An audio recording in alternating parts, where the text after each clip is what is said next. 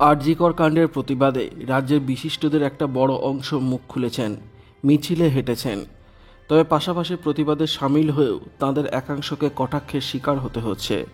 বিষয়টি নিয়ে মর্মাহত সঙ্গীতশিল্পী নচিকেতা চক্রবর্তী।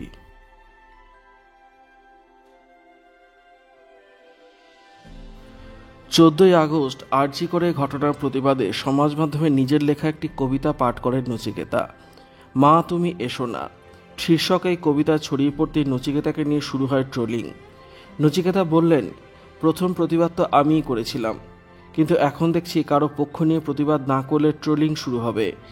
নচিকেতার মতে প্রতিবাদ কিভাবে করা উচিত সেটা একান্তই ব্যক্তির নিজের উপর নির্ভর করে। তাঁর কথায়, সেখানে আমাকে শুনতে হচ্ছে আমি কেন রাস্তায় নেমে প্রতিবাদ করছি না।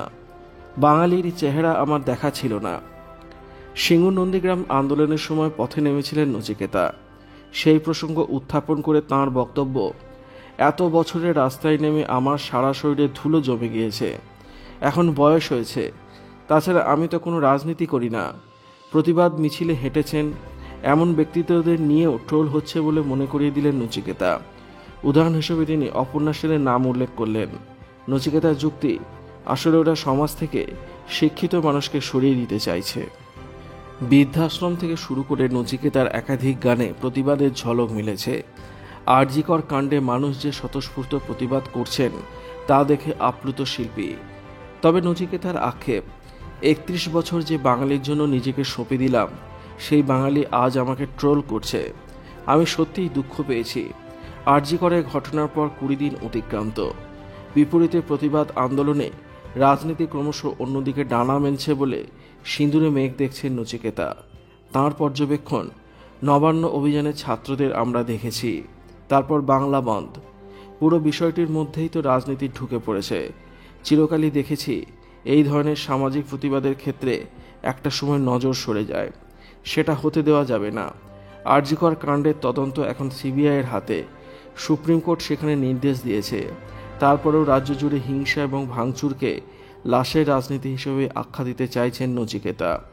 নচিকেতার মতে, এই মুহূর্তে সাধারণ মানুষের দৃষ্টি আরজিকর থেকে সরানোর জন্য বিভিন্ন কৌশল অবলম্বন করা হচ্ছে। তা দিকভ্রষ্ট হলে মুশকিল।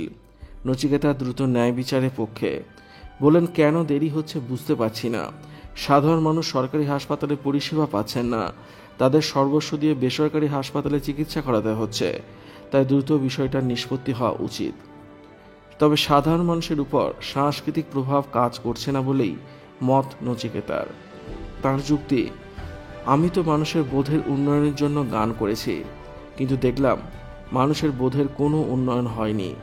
তা না হলে একটি মেয়ের সঙ্গে এমন নারকীয় ঘটনা ঘটতে পারত না। ভিডিওটি ভালো লাগলে লাইক করবেন, শেয়ার করবেন, কমেন্ট করবেন আর অবশ্যই চ্যানেলটি সাবস্ক্রাইব করবেন। ধন্যবাদ।